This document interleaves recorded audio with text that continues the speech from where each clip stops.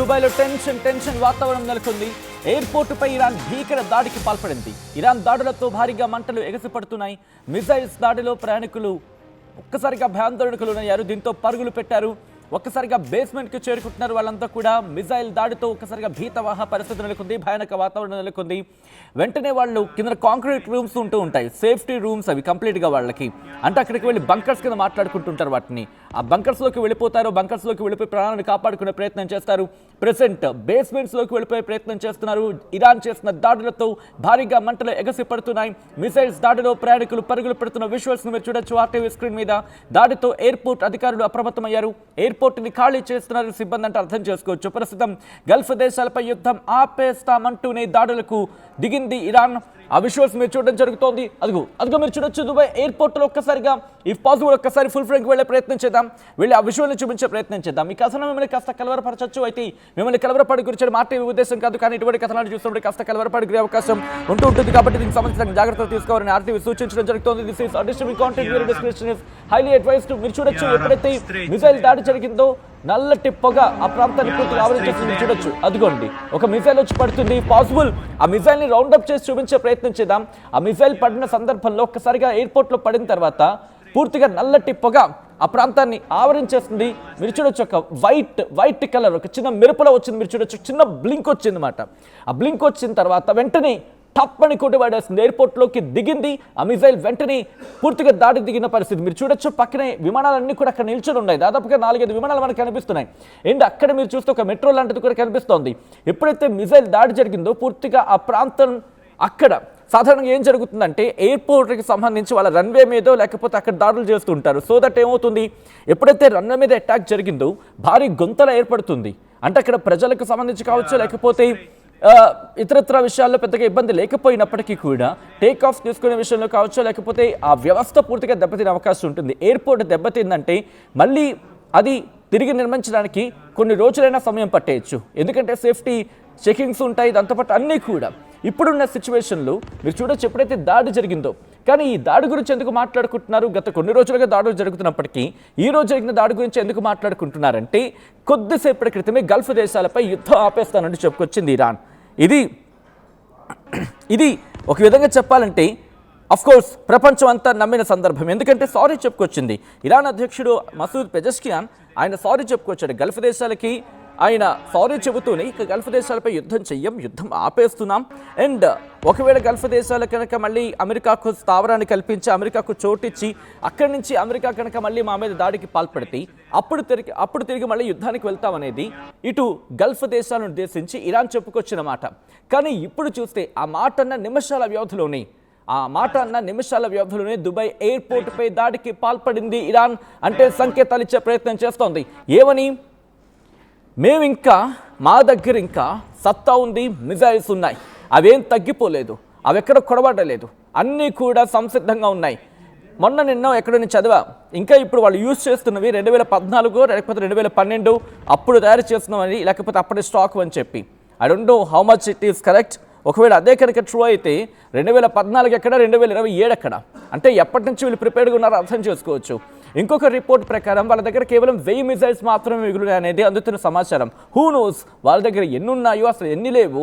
ఎందుకంటే ఫిబ్రవరి 28 నుంచి మార్చి 3 వరకు కొన్ని రిపోర్ట్లు మాత్రమే చెబుతున్నాయి అమెరికాకు సంబంధించి దాదాపుగా 34,000 కోట్ల రూపాయలు ఖర్చు పెట్టిందని చెప్పి.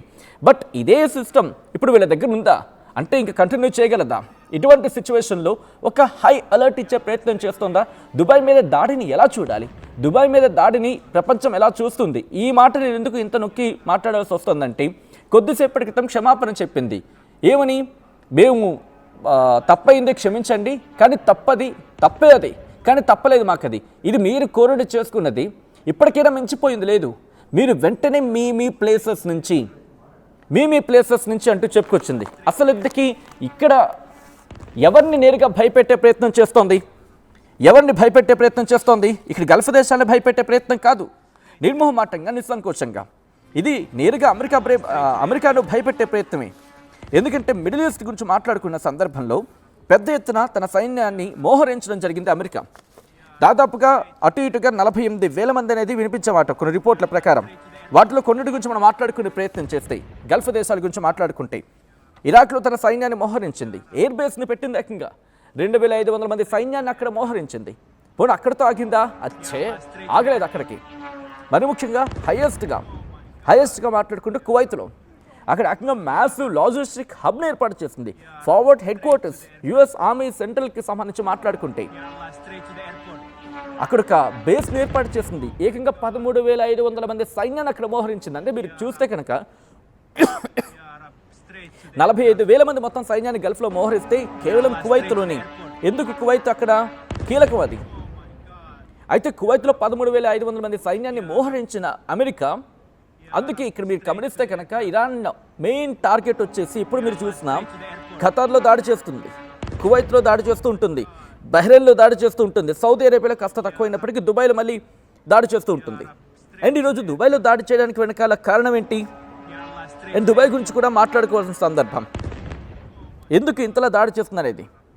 బట్ ఒకసారి సౌదీ గురించి మాట్లాడుకునే ప్రయత్నం చేద్దాం. సౌదీ అక్కడ కేవలం 2,700 మంది సైన్యం ఉన్నప్పటికీ కూడా అక్కడ కూడా దాడులు జరుగుతున్నాయి అమెరికా సైన్యం. అండ్ కువైత్లో 13,500 మంది సైన్యాన్ని మోహరించడం కారణంగా అక్కడ దాడులు బీభత్సంగా జరుగుతూనే ఉన్నాయి.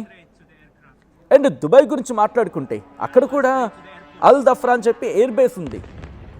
ఏకంగా 3,500 మంది సైన్యాన్ని అక్కడ ఏర్పాటు చేస్తుంది. కారణం ఏంటి? Strait of Hormuz if possible ఒకసారి ఇమేజ్ని కూడా చూపించే ప్రయత్నం చేద్దాం.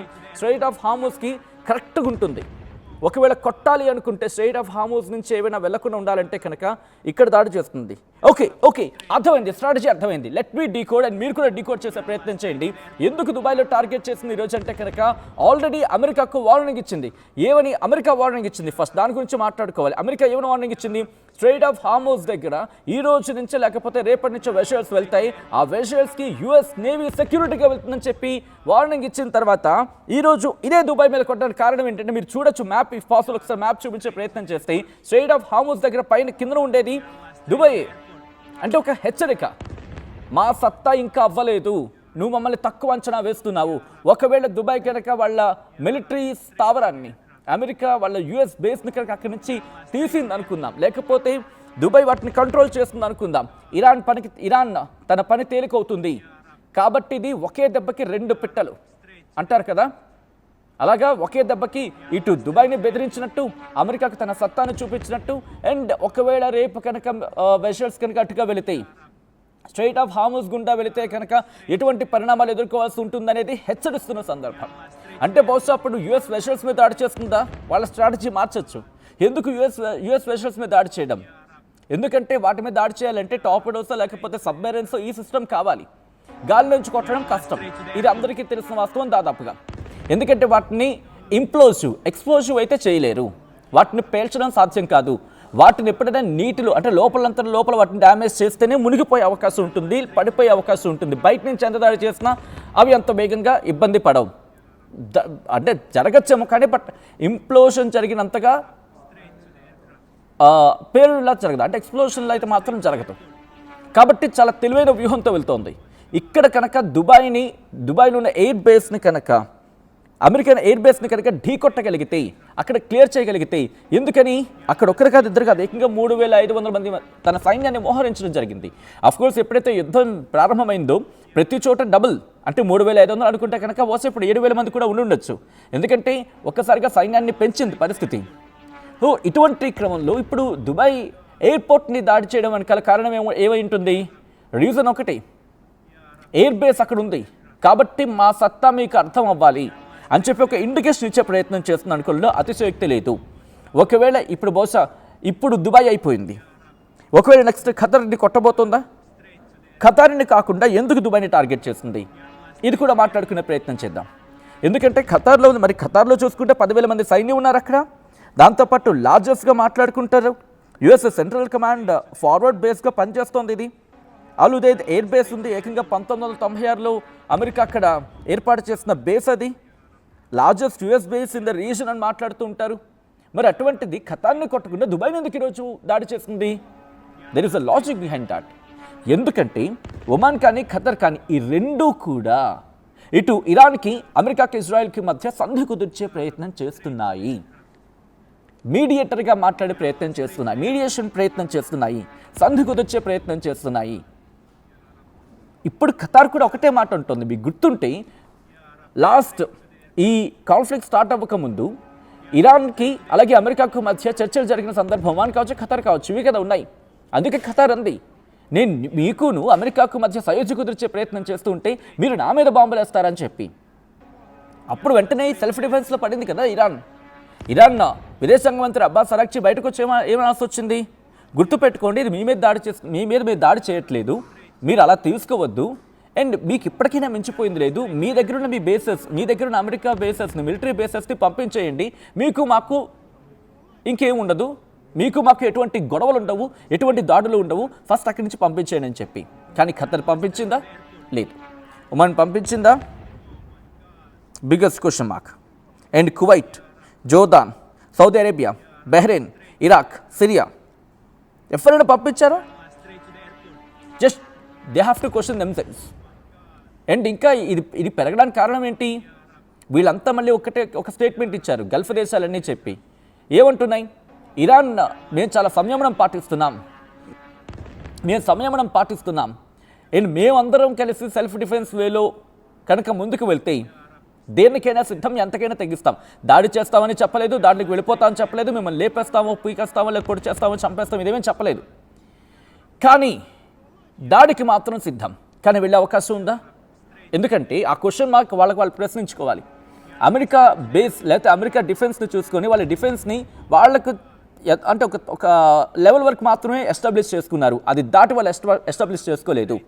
అందుకే ఐ థింక్ సౌదీనో దుబాయ్ లేకపోతే గల్ఫ్ దేశాలకు సంబంధించి ఒక కంట్రీ ఏమంది మొన్న, అమెరికా మరీ ముఖ్యంగా మమ్మల్ని అవసరమైన టైంలో వదిలేసి వెళ్ళిపోయింది, మాకు ఎయిర్ డిఫెన్స్ ఇవ్వకుండా అని చెప్పి. వాస్తవం కదా, ఒకవేళ అమెరికా ఎయిర్ డిఫెన్స్ ఉంటే ఈరోజు ఆ మిసైల్ ఎందుకు పడేది ఇక్కడ? ఇప్పుడు ఏమవుతుంది? కరవమంటే కప్ప కోపం, విడవమంటే పావం కోపం, అలా ఉంది వీళ్ళ వ్యవహారం. సో ఇప్పుడు ఇరాన్ని దాడి చేయదంటే ఇరాన్ కోపం, బాబు దాడి చేయకుండా మీ మిలిటరీ బేసెస్ తీసుకెళ్ళిపోని చెప్పి అంటే అమెరికా కోపం. అమెరికా ఎక్కడ దాడి చేస్తుందో తెలియదు, ఎందుకంటే అమెరికా విషయం అందరికీ తెలుస్తుంది. ఆఫ్ఘనిస్తాన్ ఏం చేస్తుందో చూసాం, బెస్ట్ ఎగ్జాంపుల్. వాళ్ళకి ఎక్కడ అవసరం ఉంటే వాళ్ళని అక్కడ వాడుకోవడం జరుగుతుంది, ఉపయోగించుకోవడం జరుగుతుంది అమెరికా. ఇప్పుడు దుబాయ్ని కూడా అలాగే. అసలు దుబాయ్కి సంబంధం ఉందా ఈ గొడవతో? లేదు. కానీ ఏమైంది? ఇరుక్కుంది. ఇప్పుడు పంపించమని చెప్పంటున్నా జరగని పరిస్థితి.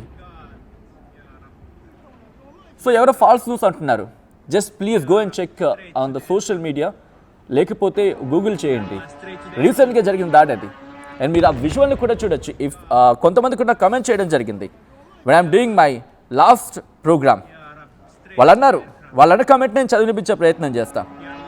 వాళ్ళు ఏమన్నారో తెలుసా? ఎస్, దాడి జరిగింది, మేము కూడా సౌండ్స్ విన్నామని చెప్పి వాళ్ళంతా వాళ్ళే కమెంట్ చేశారు.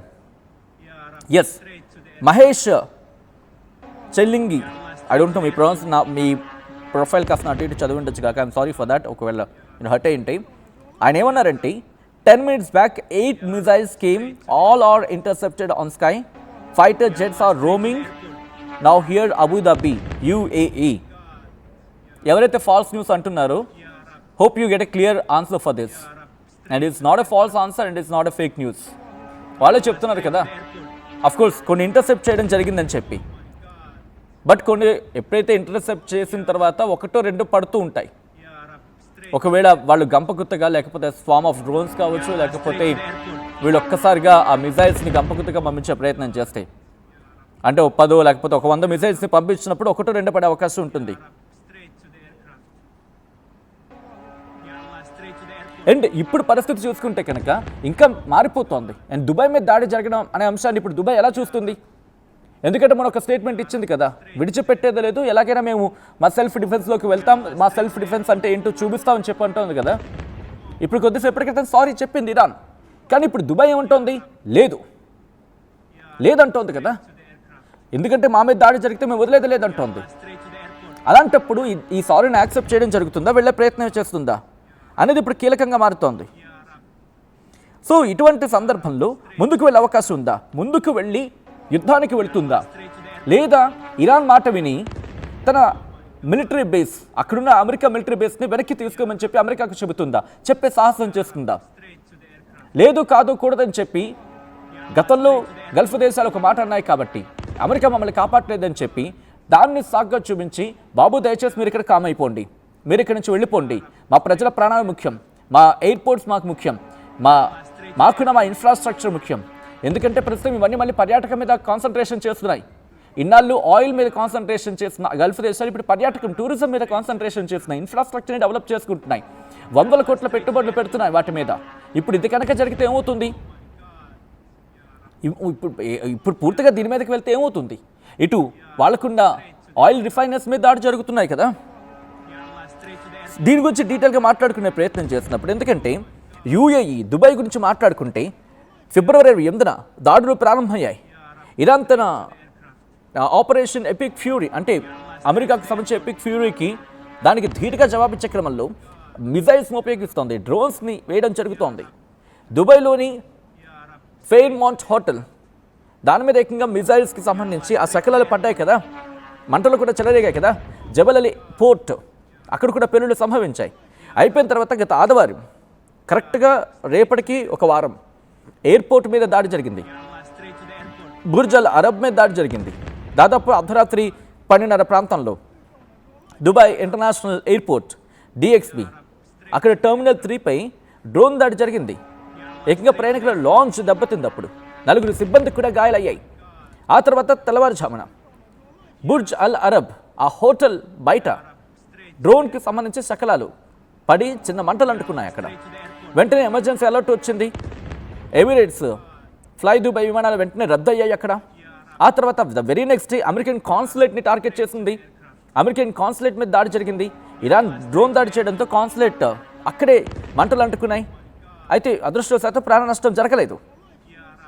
దాంతోపాటు సేఫ్టీ కారణంగా భద్రత కారణాల దృష్ట్యా దుబాయ్లోని ఐన్ దుబాయ్ గ్లోబల్ విలేజ్ లాంటి పర్యాటక ప్రాంతాన్ని మూసేసుకోవాల్సి వచ్చింది. అంటే ఎంత నష్టం పర్యాటకంగా. మార్చి 6న అంటే నిన్న ఏకంగా ఈ స్వామ్ ఆఫ్ డ్రోన్స్ వచ్చి దాడి చేయడంతో గత 24 గంటల్లో మాట్లాడుకుంటే దుబాయ్పై వైమానిక దళం ఏకంగా 110 సుమారుగా అటు ఇటుగా 100 నుంచి 110 ఇరాన్ డ్రోన్స్ను ప్రయోగించింది, 9 బెలిస్టిక్ మిజైల్స్ని ప్రయోగించింది. వాటిని అడ్డుకుందని చెప్పి నేనంటున్న మాటగా దుబాయ్ చెప్పుకొచ్చింది కదా స్వయంగా. దుబాయ్ అంటోంది మా మీద దాదాపుగా 100 నుంచి 110 డ్రోన్స్ పడ్డాయి, బెలిస్టిక్ మిజైల్స్ వచ్చాయి, వాటిని మేము ఇంటర్సెప్ట్ చేయడం జరిగిందని చెప్పి. అయితే అక్కడ ఉన్న ఇళ్ల మీద డ్రోన్కి ఎప్పుడైతే ఇంటర్సెప్ట్ చేయడం జరుగుతుంది గాల్లోనే పేలిపోతాయి, వాటి శకలాలు వచ్చి భూమి మీద పడతాయి. పడిన తర్వాత ఒకవేళ దానికి మంటలు ఉంటే కనుక అక్కడ అగ్గిరాజుకుంటుంది, లేకపోతే అక్కడ కాస్త ఇబ్బంది ఉంటుంది. అండ్ అలర్ట్స్ వచ్చినప్పుడు వెంటనే ప్రజలు వాళ్ళ ఇళ్లలోకి వెళ్ళిపోతారు, వాళ్ళ ప్రాణాలను కాపాడుకోవాల్సి ఉంటుంది. అండ్ అటువంటి నష్టం అయితే మాత్రం జరిగిందనేది అక్కడ ప్రభుత్వమే చెబుతున్న మాట కదా, ఇది అధికారికంగా వినిపిస్తున్న మాట కదా. దాంతోపాటు ఈరోజు దుబాయ్ ఎయిర్పోర్ట్ సమీపంలో పెద్ద పేలుడు సంభవించింది, ఈ మిజైల్ని అడ్డుకోవడం వల్ల వచ్చిన శబ్దం అంటూ అధికారులు చెప్తూ ఉన్నారు. దుబాయ్ విమానాశ్రయాన్ని ప్రస్తుతానికైతే మాత్రం టెంపరీగా క్లోజ్ చేసేశారు. ఇది వాళ్ళే ధృవీకరిస్తున్నమాట. ఒక మిజైల్ వచ్చింది, దాన్ని ఇంటర్సెప్ట్ చేయడం వల్ల అక్కడ పడింది, ఆ ఇంటర్సెప్ట్ అయిన తర్వాత పడిన తర్వాత దానివల్ల కాస్త డ్యామేజ్ అయ్యింది, ప్రస్తుతం దీనికి టెంపరీ క్లోజర్ అయితే ఉంది అని చెప్తున్న సందర్భం.